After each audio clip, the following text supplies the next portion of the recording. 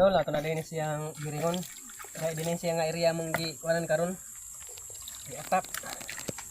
Daghan kay biringonon pero kung unod. Ilos. Pero pagkahapon na ni mga dol, matitigong bagong gihapon. Dahil na natin itong bulawan ko tanga dol.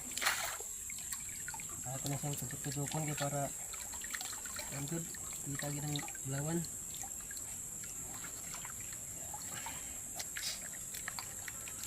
Dol, ito ang tuyokon good kaya para magbulawan ito nga.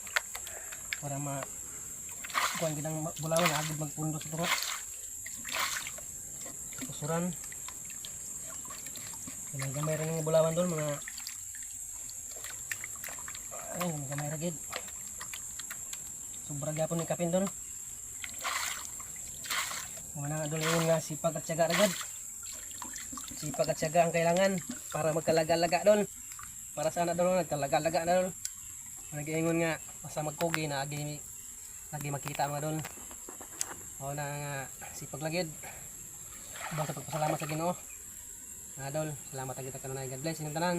Amping ta kanunay. Bye-bye.